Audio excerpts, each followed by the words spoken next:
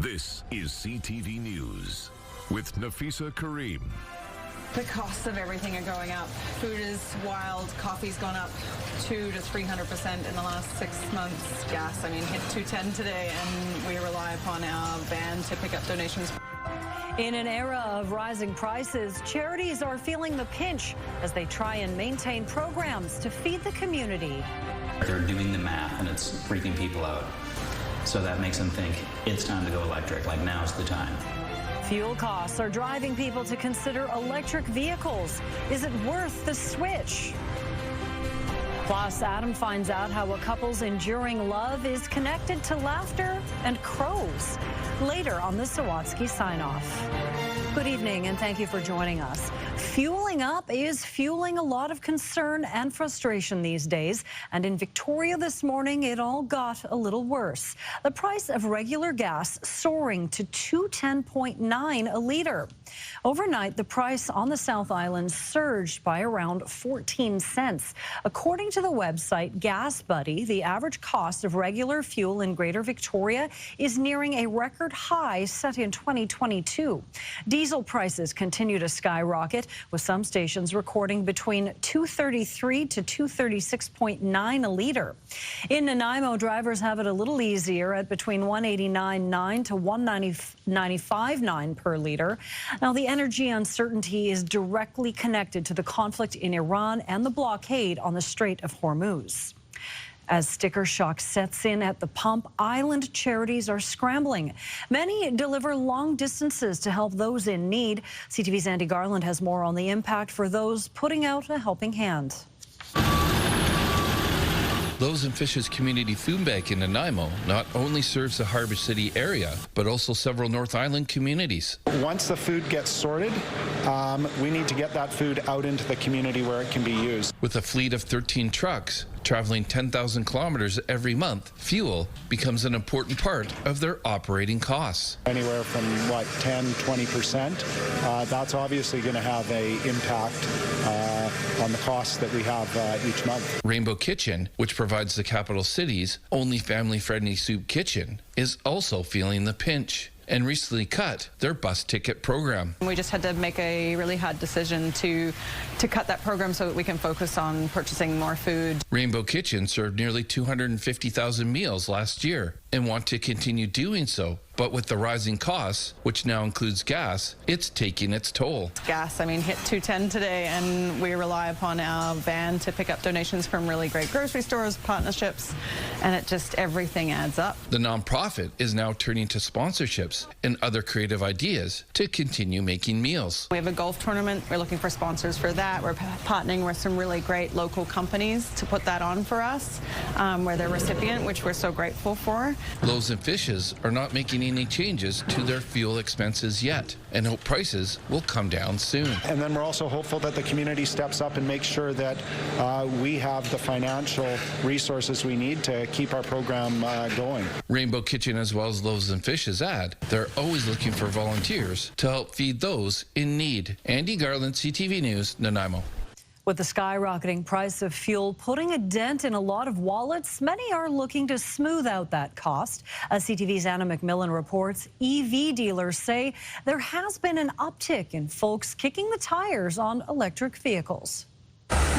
When the price of diesel and gas goes up, some drivers have the joy of saying, I don't care. I don't even look. Julian Sale owns a used car dealership in Sydney, BC, which specializes in electric vehicles. This is the one that I drive right now. As the cost of fuel climbs, he says so too does interest in going electric. Generally, what we hear is customers have been thinking about EVs for a long time, and they're doing the math, and it's freaking people out. The war in Iran has effectively closed the Strait of Hormuz, causing oil prices to surge. A busy family that's running kids around to games and school and activities and whatnot should be prepared to spend $150 a week on fuel, whereas driving an EV, you could probably reduce that to about $10. A UBC economics professor says it's an effective way for consumers to insulate themselves from the whims of the world oil market. Many people here in British Columbia have made the switch to electric vehicles, and they are pretty much immune to what's happening in the oil markets. The dealership sales manager says many customers are curious about the return on investment. They will see, they will feel the difference in their budget. The president of the Victoria Electric Vehicle Association says that can amount to a few $1,000s a year, depending on your driving habits. The Strait of Hormuz won't cut off your power to BC Hydro, or if you're using solar, like over here, doesn't cut off the solar from your roof. The federal government recently announced rebates for Canada-made EVs and EVs that cost less than $50,000. On its website, Transport Canada lists more than 70 models that align with the price cap. If I was talking to a young person now who wanted a car, I would tell them to go get a used EV. Back at the used EV dealership, some newer models are under $30,000. The consumer now has access to long-range all-wheel drive EVs that are infinitely better than their comparable gas counterparts for under $30,000. Meaning more people have the chance to plug in instead of hitting the pump. Anna McMillan, CTV News, Sydney. If the cost of gas isn't deterring you from starting your engine, once you're ready to roll, you won't be going very far or very fast in downtown Victoria starting this weekend. The city says to expect major delays and detours on Blanchard Street, which will see closures between Caledonia Avenue and Bay Street. Milling and paving work runs Saturday through Tuesday, prompting a closure of Blanchard's northbound lane. Paving picks back up the following Saturday through Tuesday, that's March 28th through 31st, leading to the closure of the southbound lane. The work is happening from 7 a.m. to 7 p.m., and if the weather is cold and wet, it could be delayed. Construction has been underway in the area for a few weeks, but the city says the upcoming delays will be more significant. We expect that there will be delays and hope that people will plan ahead and know that they're coming. We have made changes to the traffic signal system in advance of that, so we'll be extending left turn arrows so people can get around. But Blanchard Street, it will be busy on those days. We've done our best to minimize the impact, so we're starting the work on the weekend, so we'll be starting on Saturday, and we've also planned it during spring break. And another heads up for Victoria and Esquimalt drivers. Starting Monday, the intersection of Devonshire and Dominion Road will be closed for up to 8 weeks. It's behind the Wholesale Club in Esquimalt. That closure will allow BC Hydro to work on a major cable replacement project. A whale watching company that's been operating on southern Vancouver Island for more than 4 decades is shutting down.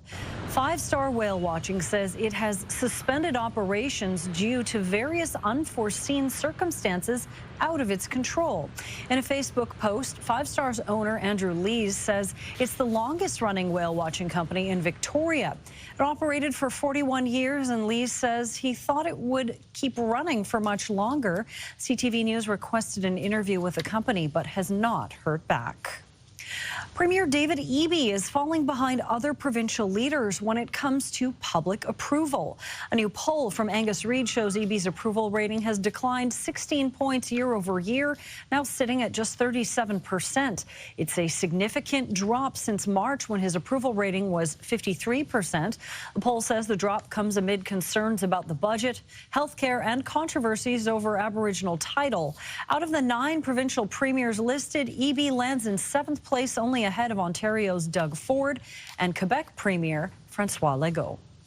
Still to come, Trump's war and its impact on our economy. Economic weakness combined with rising inflation is a dilemma for central banks.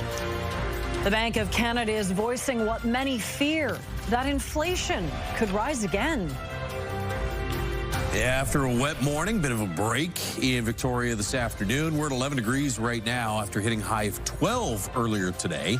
Rain returns for tonight and tomorrow. Forecast is next.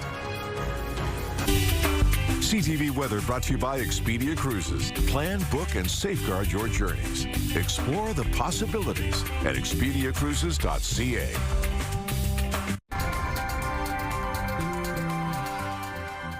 Well, Josh, I know your official title is meteorologist, but maybe for this week only, we can call you the head of the Pineapple Express department. I like that. Do I get a fancy hat? If I get a fancy hat, I'm definitely going with that. We'll show you some of the rainfall totals that Pineapple Express atmospheric river has brought in a moment. Here are your temperatures across the region. 12 degrees Port Alberni, it's 11 in Victoria, and 13 in Comox, where the wind has been a bit of an issue through this afternoon. 40 gusts in the 50 to 60 kilometer per hour range. Look at some of these rainfall totals. You're up over 100, and then out on the west coast, oh man. 300 to over 300 millimeters of rain. That's from Sunday up until this morning. And you know what? There's more rain on the way. Looks like especially for areas from Port Renfrew up to the north and to the west. So there's by tomorrow morning. Heaviest rain's going to be kind of in this area here, and watch that blossom through the day tomorrow and into Friday morning. So again, Victoria, you will see some rain. Comox will see some rain as well, but it will not be as heavy as what we're going to get out on the west coast, where the rainfall warning continues. It's been downgraded from an orange to a yellow level rainfall warning. I think that probably stays in effect at least until Friday morning. There's your rain through the day Thursday. Heaviest of this is going to be Thursday night into Friday. So you're going to pick up about 5 to 10 through the course of the day tomorrow, and then 10 to 15 Thursday night through into Friday. Saturday, that's probably about 5 to 10.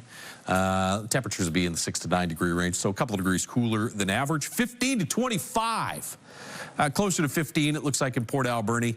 We'll see some areas further to the south that could see 25 to maybe as much as 40 millimeters of rain. That's on top of what comes overnight tonight, which could be a good 10 to 15 as well. Showers in the forecast for Friday, and then a little bit of a break there early Saturday before the rain returns Saturday night into Sunday.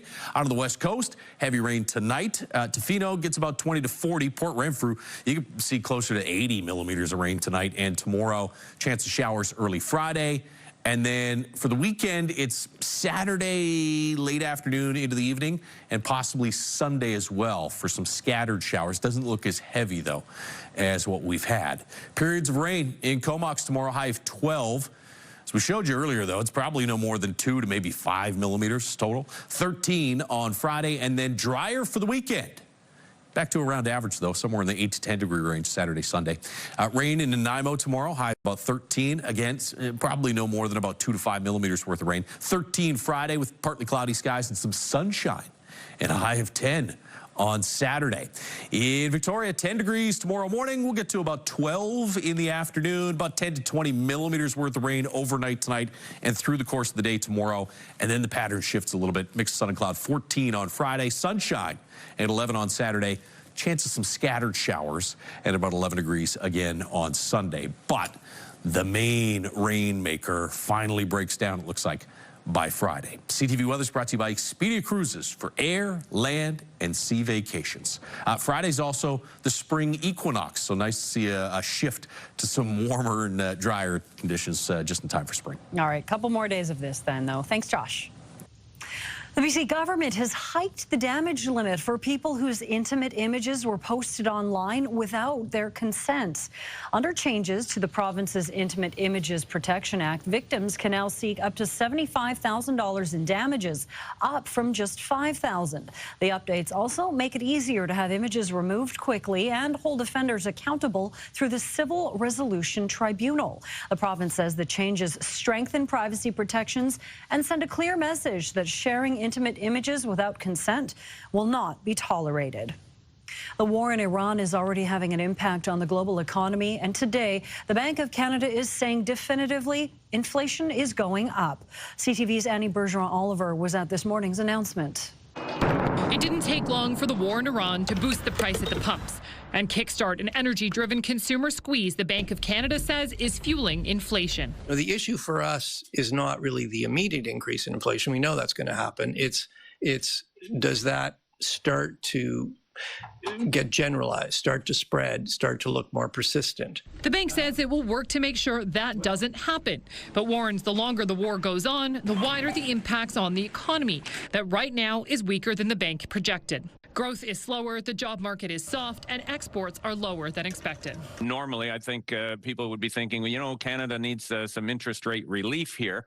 But once Mr. Trump started firing guns off in the Middle East, we knew that wasn't going to happen. For now, the bank says the economy is being tugged in different directions by rising inflation and slowing growth. So it's taking a wait-and-see approach and holding steady at 2.25%. Economic weakness combined with rising inflation is a dilemma for central banks.